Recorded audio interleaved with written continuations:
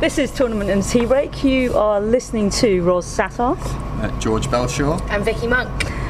And what a day it's been. We now know who's graduated, if you will, from Group Boris Becker. Oh, I got it right. Oh, I'm giddy. But I think we need to just hand over the reins to George. One, because he called this from the start and said that he thought that Sock would do the job. And I think George needs to explain his moment of glory.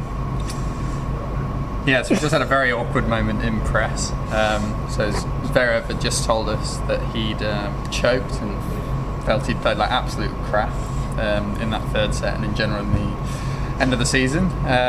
So like any good journalist, I put those comments to Mr. Sock himself afterwards.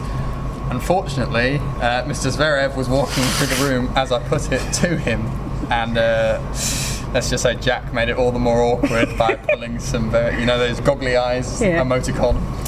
Sort of did that and just made it a hell of a lot more awkward. There's a great transcript that just says Sock waits for Zverev to walk out the room and then he asks, is the door closed? Yeah, so that was fun. Sorry, Sasha. I think that should just be the podcast in itself. Anyway, to recap, obviously, Sasha Zverev finished the year pretty disappointingly for him. I mean, there's no good way of finishing a year unless you're going to lift the title at the end, And for somebody who's used to, I think Goffin said, we lose every week.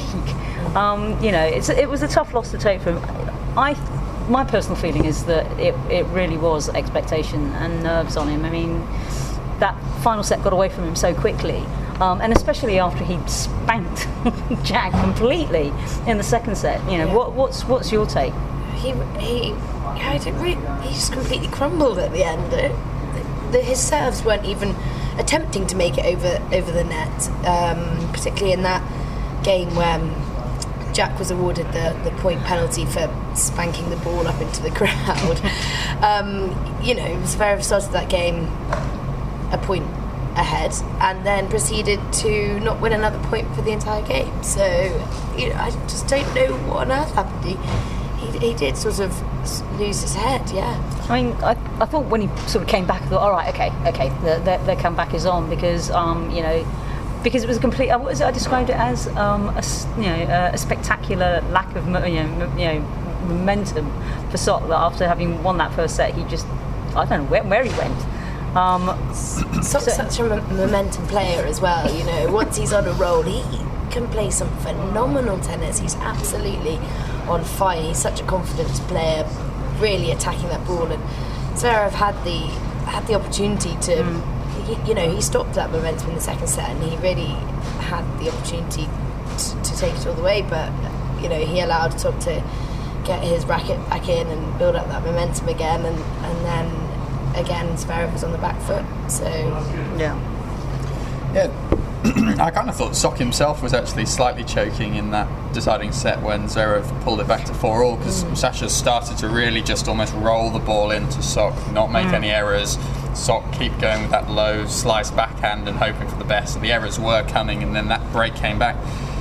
And then Sasha himself kind of picked one second serve that he rolled 90 miles an hour that barely touched the bottom of the net. I mean, that's the moment you really can see the choking in there, where you just kind of freeze as you're going, and you don't know what sort of serve. If that goes over, Sock rushes into that and hammers back beforehand. So if anything, it's as good it drops in the net there to save him further humiliation. But he just really lost it mentally, and it's not often we've really seen that from a guy. I know he can lose it mentally in terms of throwing a lot of rackets and kind of let it go, but that's the first time I've really seen him hit a serve like that. That was worrying to get over that. Really, I think there's a lot of work that needs to be done in the off season. I think, and he is, as Sock says, he is only 20. And I think we just assume that because he's the youngest guy to win 2 Masters and all of the accolades that have rightly come his way this year, I just think that there's a lot of mental work. He's focusing very much on his physical side, because let's face it, if he turns sideways, you'd miss him. So he's got to bulk up a little bit and have a bit of that stamina, because we touched on it the other day that in 5 sets he's a walking disaster. But I really think he could well do with getting somebody to examine that noggin of his, because he's going to find it awfully hard next year to keep his place in the top 5 if he carries on playing like that. Yeah, I mean, the worry you have for players like Zverev is, does the kind of youthful arrogance go too quickly and then suddenly you move beyond that? I was thinking about Ostapenko, for example. She won the French Open before she had the chance to have a mental crush of having any expectation, whereas you look at who's on the other side of the net at 25, Halep, there's already that kind of built pressure and that kind of expectation, and if Zverev's already feeling that at 20, that can become as big a hurdle as anything else to get over for him. And I hope it was just a one-off, but that could be a really worrying repetitive theme, particularly in these 5-set Grand Slam matches against the best guys. If you give them an inch like that, they will take a mile. Yeah. I mean, in terms of the rest of the day's action, Federer didn't make it very easy on himself either, to be honest with you. I was quite surprised. He looked like a right grumpy old man out on the court for the first set. Lots of stomping about. Yeah, he looked uncharacteristically stompy and grumpy. You don't often see that from Federer. He's like all the 7 dwarves rolled into one. Apart from happy.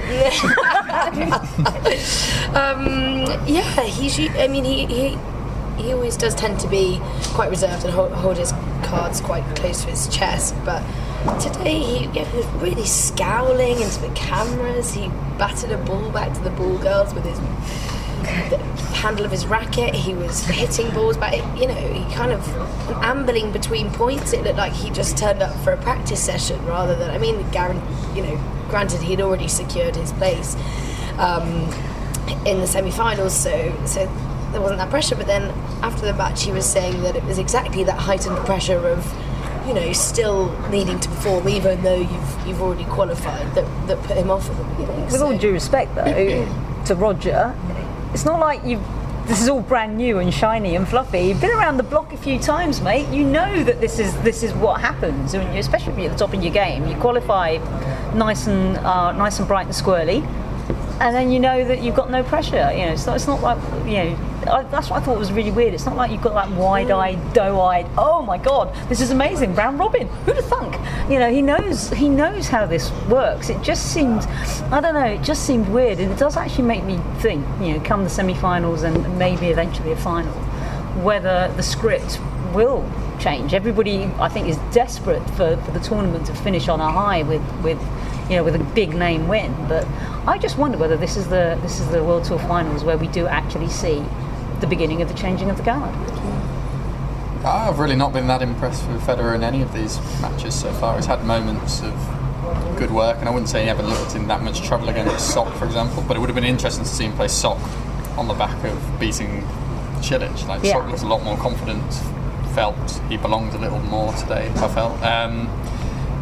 I think fortunately for Federer, he's going to play Thiem or Goffin in the semi-finals, and I'm pretty sure he'll roll whoever he faces there, and by the time Dimitrov and Sock have had it out, Federer will probably waltz it again. But he's lucky people like Djokovic and Murray aren't here, because they would take no prisoners against him playing like this at the minute.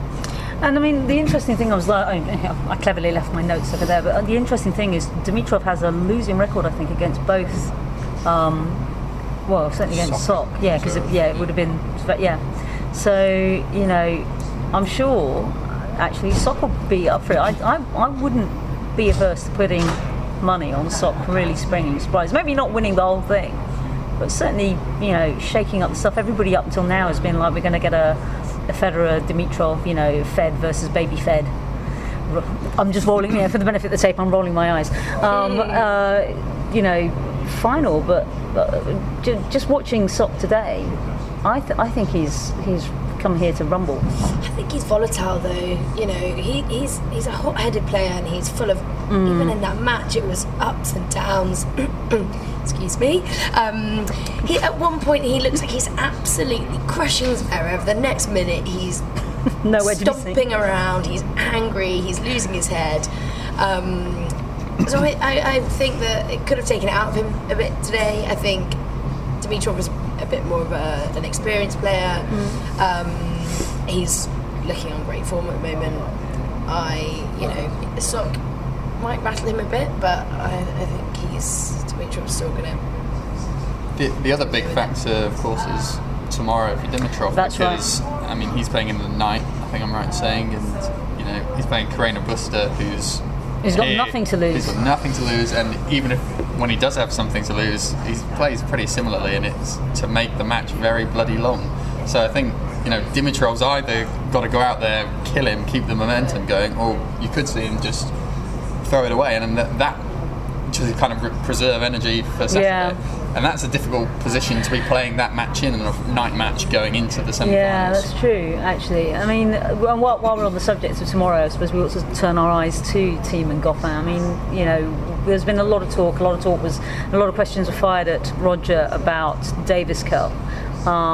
You know, you have to wonder what Goffin's motivation is, because, you know, if he was fit and healthy and not strapped to the nines, I think this would be an amazing match. I just wonder how much he's going to give. You know, will he suddenly spark up and kick off to try and get his place, or do you think he's just going to ball it in? It's a really, really tough match to call, because they were both.